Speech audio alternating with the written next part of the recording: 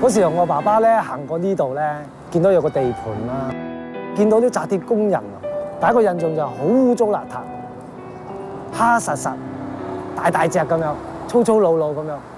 但係我嗰時好斯文㗎嘛，應該唔會做呢啲工作嘅。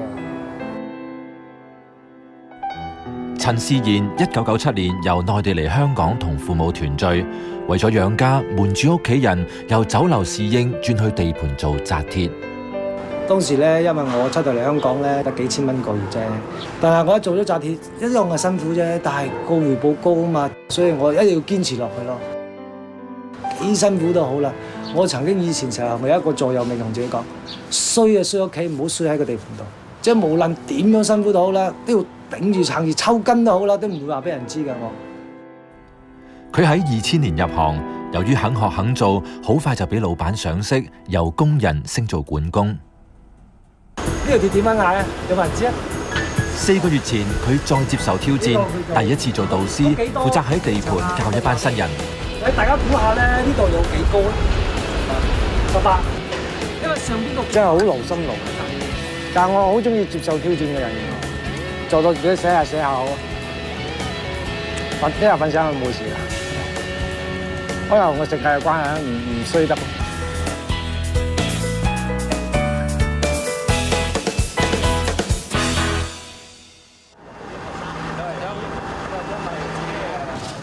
講翻少少有趣嘅嘢啦。以前我哋入行嗰時咧，好多個師傅同我哋講啊，嗱，僆仔呢個鷗仔養起一頭家㗎。咁當時咧，我哋都唔係好明白一個鷗仔可以養起一頭家。咁後尾入咗行之後咧，先知道原來呢個鷗仔實在係靠呢個鷗仔揾食嘅啫。我哋要咬佢㗎嘛，咬咗之後咧會要對齊咯。你唔好一下就咬死佢，你係要慢慢試下個位先啦。大概係咁長㗎嘛，嗱，係咪？呢隻手。舊年9月，第一批經建造業推出嘅先請後培訓計劃，招聘翻嚟嘅紮鐵學徒嚟到陳仕賢嘅地盤受訓。佢好樂於為成個行業出一分力。嗱，跟住前一晚我好擔心佢哋會縮沙嘅，因為係好辛苦㗎嘛。佢哋其實係未掂過紮鐵嘅，對紮鐵嘅認識都唔係好深。第一次做導師，我覺得係有啲困難咯，因為我哋係喺地盤做，冇接觸過係即係授課一啲技巧，但係希望我自己盡我能力，好現實咁樣話俾佢知，睇下佢哋吸唔吸收到咯。我可以講喺地盤係一張白紙嚟，做得呢行嘅好講體能，始終都係想揾多啲錢啦。哦，咁至於話多成點樣嘅咁睇你自己嘅能力啦。我哋係從內地嚟到嘅咧，即係同香港嘅文化係唔同嘅。即係你話想要一技之長咧，係乜嘢都冇，所以咪所以佢嚟呢度首先要學。齊人未？數先。呢8個新人年紀大約3至40歲，當完成呢97日嘅訓練，佢哋就要考試，攞到中工牌先至可以成為半熟練嘅紮鐵工人。佢邊做邊學有個好處就係佢會練到體力咯，面對嗰個高溫點樣做嘢，佢係通過一路做，一路會融入咗呢個紮鐵行業咯。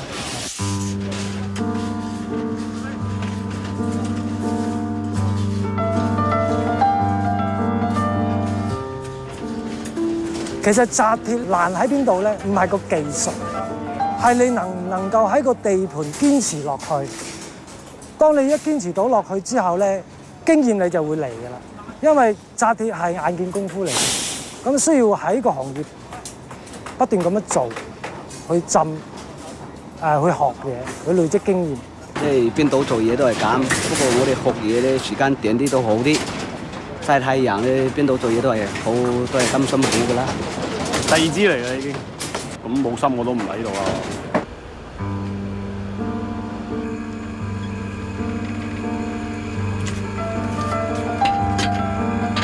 學完咧就4點鐘就收工啦。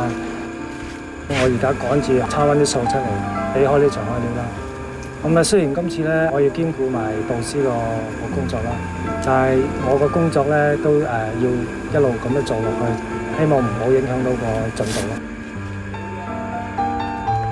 我由學堂出嚟做紮鐵，發覺咧仲有條路可以行嘅就係抽積咯。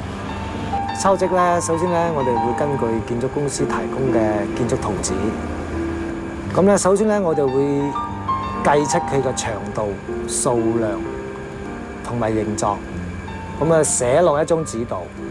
咁嗰張紙咧通常我哋叫做紮樣。咁我哋啲紮鐵師傅咧就可以根據我張紮樣去進行紮鐵工程啦。所以我付出好多時間去學，咁係利用自己私人時間、星期日嘅時間、放假嘅時間都去學。喺抽積嗰個階段咧，就慢慢嘗試下做管理咯。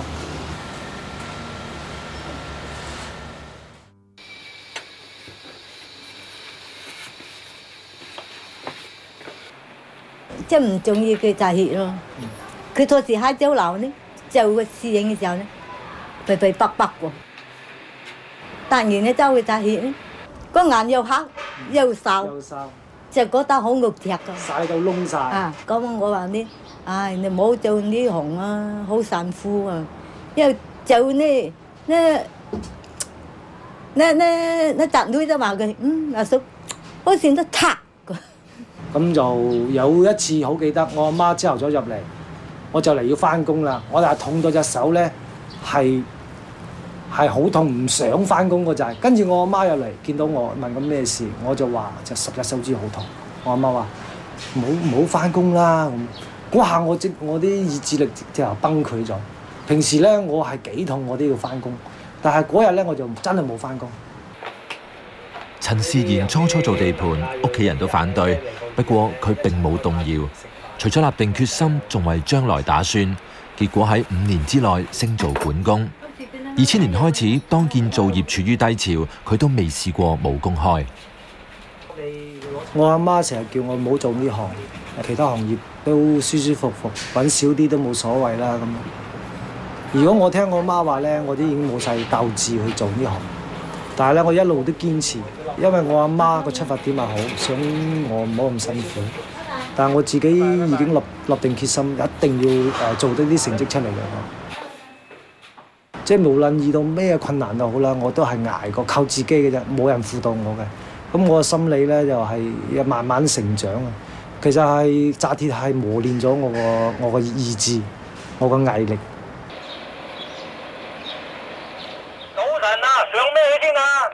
唉，精神！今朝早咧有個推斗啊，擲住我啲鐵啊，要吊開啊。好，慢慢落。而家有咗學員嚟到咧，咁我而家咧就朝早咧照常上咗鐵先，咁跟住咧我就安排啲人手，同埋吩咐佢哋喺邊度做嘢。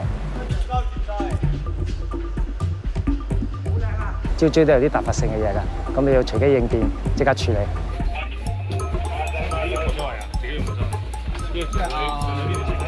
咁咧，喂，我幾樣嘢我擔心啊，做翻好啲就係你開鐵長個開鐵，你唔該 keep 翻你啲鐵咧係準時到，唔好即係好似上有啲 case 出現咗咧，啲鐵同地盤咧係脫咗節，即係集中火力喺3、4座，可能遺忘咗1、2座唔可以人手。你大佬你明白，我都話成個機房係對我好重要，大佬。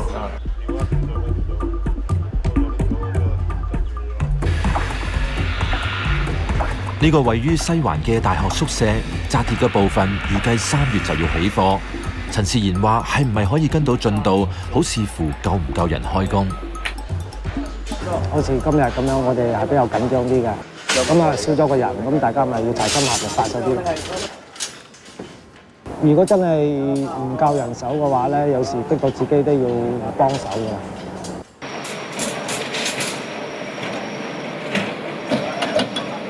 而家佢哋有冇1個月啊？有啦，有1個月。平均係35歲到啦。咁以我哋嚟講咧，平均30幾歲咧就好適中嘅，個性格穩定啦，安全意識比較好咗啦，有人生經驗啦。即係尤其我哋做即係建築紮鐵呢行啦，應該呢啲咁嘅人咧就係我哋將來嘅生力軍。你唔好擔心你將來嘅前途，我只係擔心你有冇個能力，有冇個技術。冇問題㗎，機會係就係喺你哋身上。而家全港建造業嘅註冊工人有28萬，其中紮鐵工人不足3000。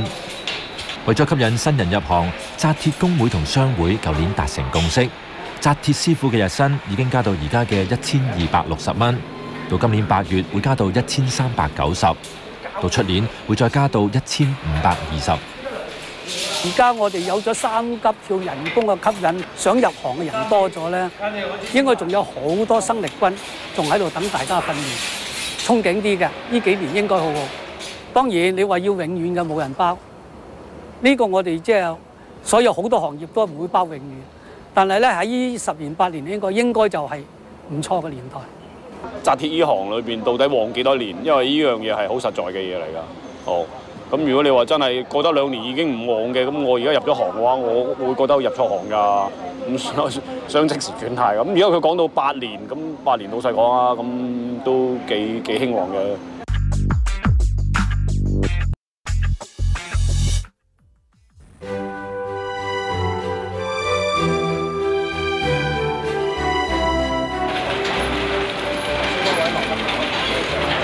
呢個係屈啲鯊魚啊！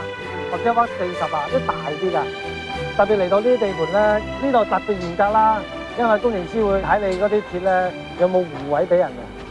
佢另外加個盤落去先做得個弧位，佢要求個弧位一定要比較佢㗎。上個月，紮鐵管工陳仕賢帶住一批近期通過以先請後培訓形式請翻嚟嘅紮鐵學員，去到啟德郵輪碼頭嘅地盤參觀，等佢哋喺考中工牌之前，加深對大型工程嘅認識。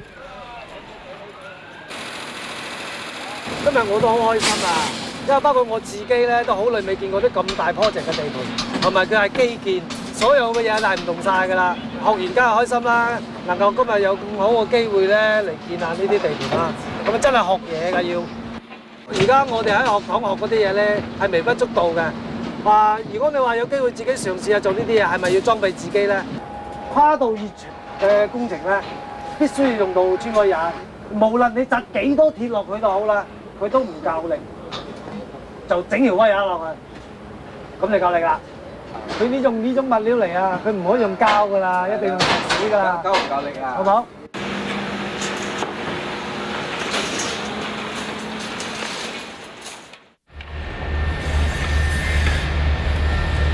哇！呢個凳仔咧，或者叫做有啲人叫做。返到去呢個位於西環嘅大學宿舍地盤，陳仕賢繼續將自己過去10年所累積嘅經驗，盡快傳授俾班學員。紮鐵唔係一鋪牛力，真係要動腦嘅，有時候特別開料啊，按照開料紙嘅唔同嘅 size、唔同嘅長度，去屈唔同形狀嘅鐵。你哋錯咗之後，嗰啲料係廢料嚟嘅，冇用噶啦，嗰個損耗就大㗎。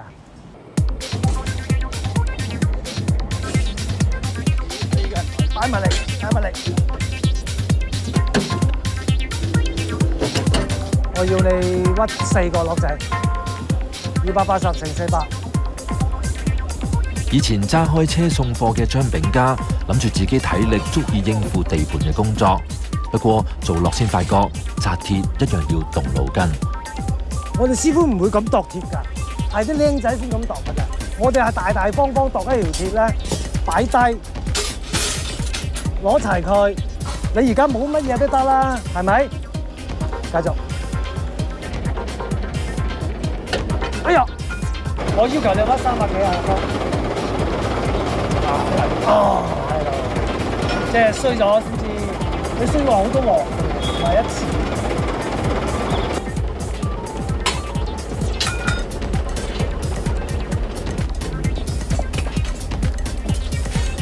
個過程中咧。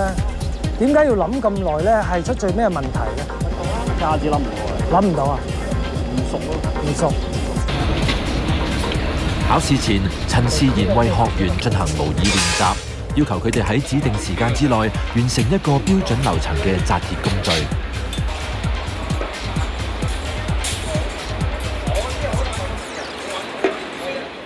咁咧，我要求咧喺2個鐘頭之內要起貨。你記唔記得你紮咗幾耐啊？3個鐘頭，爭1個鐘頭咁遠啊！我唔得咁多。2點50分，幾多減少到10分鐘啊？ 2個鐘頭9個字。哇！其實我有個感覺就係我叫得你去操嗰樣嘢，你哋會怪責我，又唔俾時間你去做。但係我又調翻轉頭諗，我俾時間你做，你冇用心去做。我講個嘢你冇唔記得，我係有啲懵懵地㗎。我而家開始啦，明唔明啊？你見我咁耐未試過咁懵㗎，開始嚟㗎啦我，因為我有壓力㗎。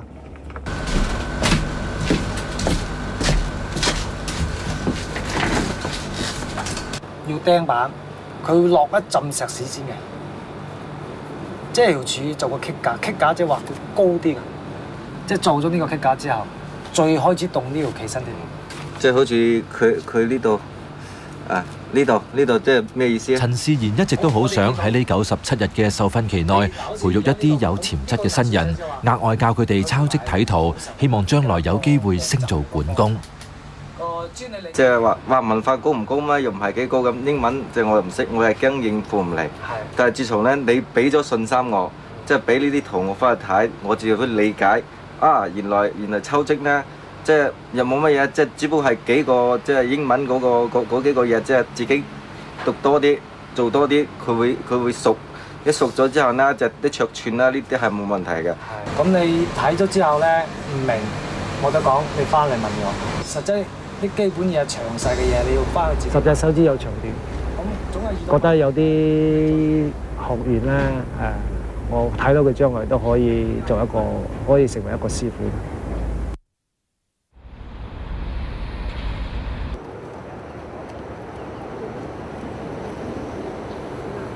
擔心我啲程序可能唔記得咯，而家都好努力咁記緊啲嘢咯。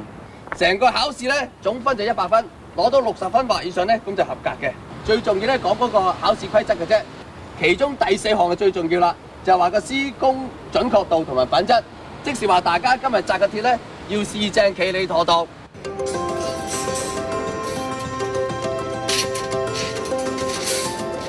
6日前，佢哋去到市場參加紮鐵中工考試，合格嘅話會成為半熟練嘅紮鐵技工。累積足夠經驗之後，可以考埋大工牌，成為紮鐵師傅。第一批學員啦，由開始入行到今日都要見真章啊！即係佢哋考得好唔好咧，今日都有個心中有數啊，所以有啲緊張。咁我講笑仲緊張過佢哋。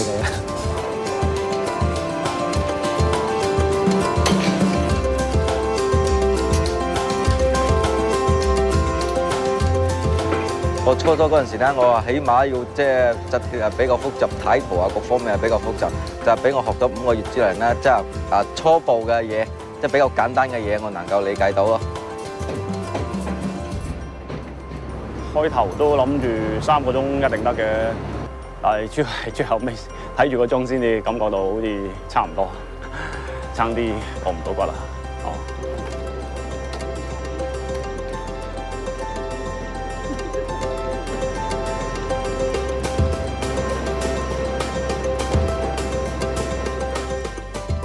考試翻嚟咧就15、16嘅，究竟個結果點樣咧？咁當時就我哋唔知道結果嘅，咁大家咧就好忐忑，究竟自己合唔合格？原來咧個結果咧係我哋全部 pass 合格嘅，拍下手掌先啦，好嘛？結果8個學員全部合格，考到中工牌，正式入行。跟住會由公司分派去到唔同嘅地盤開工。咁咧喺呢個過程中咧，大家咁耐啦，咁大家個關係咧就好深厚嘅，可以用4個字嚟形容，亦師亦友。咁希望大家 keep 住呢種關係。有句説話就係一日為師，終生都係師傅嘅啊！咁希望將來大家無論去到邊度好啦，見到面都係師徒關係。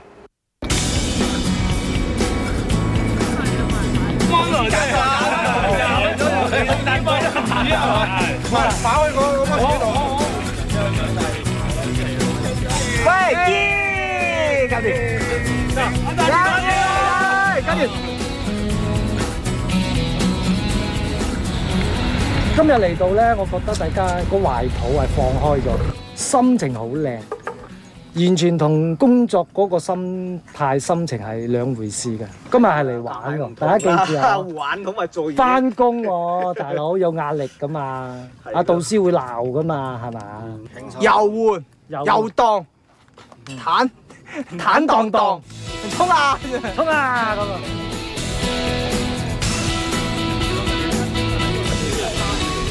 嚟緊或者有機會入咗行之後咧，有機會做到啲村屋㗎。將來你哋可以接下呢啲村屋嚟做㗎，有市場㗎。好多啲大公司咧唔會做呢啲㗎。咁啊，所以我哋有一部分盤頭可以生存，有啲人紮下井啊、紮下村屋啊，都可以生存㗎。始終紮鐵係辛苦嘅行業，有時間出嚟行下山，咁啊身心健康，咁啊維係翻自己學業嗰種關係啦。咁對將來紮鐵一個群體活動咧，都有一啲幫助。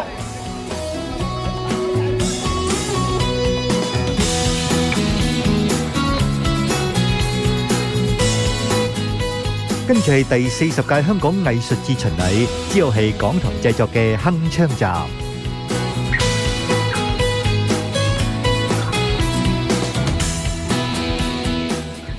今集嘅總有出頭天以乜嘢工種為主題呢？觀眾只要將答案連同電郵同地址郵寄俾我哋，就有機會得到禮品一份，先到先得，送完即止。